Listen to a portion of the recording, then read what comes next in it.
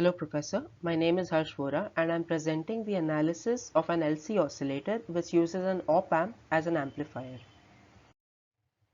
An oscillator is a device which produces a periodic signal, which in our case is a sinusoidal signal. An LC circuit by itself also forms a sinusoidal oscillator with a natural angular frequency of 1 divided by square root of LC. However, there is always some resistance in the inductance coil and the wires, which effectively makes this an LCR circuit. But an LCR circuit as well, in the underdamped condition, forms a sinusoidal signal, but due to energy losses there is attenuation, and therefore this is an exponentially decreasing signal. For this purpose we use an operational amplifier to take a portion of the output signal, amplify it using the energy from a DC source and feed it back to the input. Here we use two inductors so that we can separate a part of the output for amplification. So our first component is the op-amp, which is used by the oscillator for amplification. It is an 8-pin integrated circuit device used to perform mathematical operations on signals. Here is the pin diagram of the op-amp, where the black dot represents the pin number 1. Pin 1 and 5 are offset null pins, while pin 6 is the single terminal output pin. Pin 7 and 4 are for giving the positive and negative terminals of the supply voltage, which is the DC voltage respectively.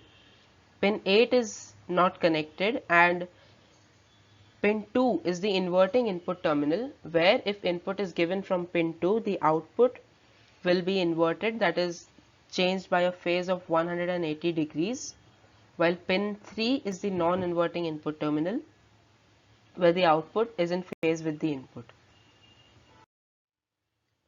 So to calculate first the amplification of the inverting op-amp, we assume that approximately there is no current entering the op-amp from terminal 2 and also from terminal 3, which is grounded.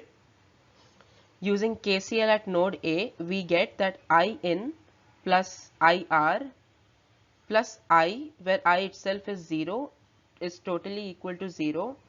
And from here we get that V output is minus of RF by R1 times V input, where the minus sign represents the inverting nature and RF by R1 is K, which is the amplification factor.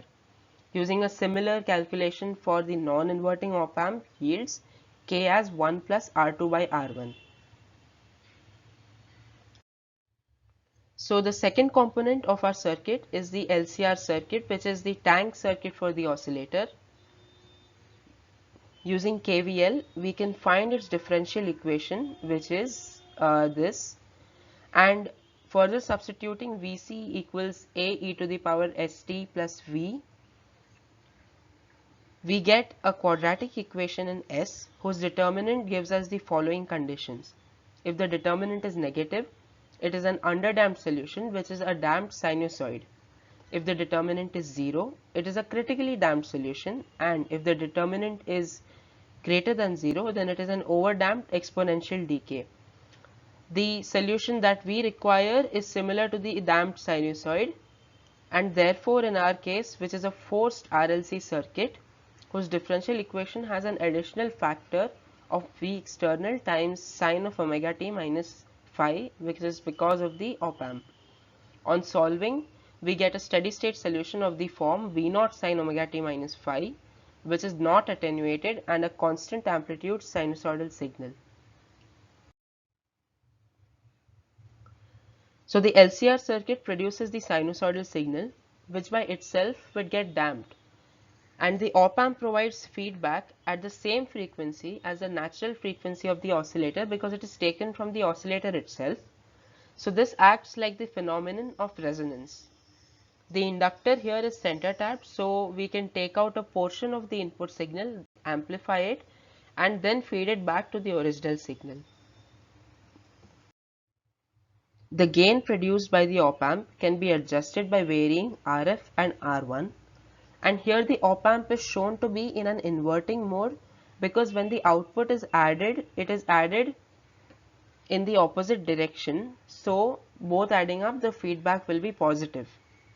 The DC supply to the op-amp should be of magnitude which is more than the peak-to-peak voltage difference of the output signal. Otherwise, the output signal will get distorted because the op-amp will flip voltage differences greater than its supply. To conclude, using the LCR circuit in combination with the op-amp, we get a non-attenuated constant amplitude signal. And this signal can be used for various applications such as data transmission via wired means or by EM waves. Thank you.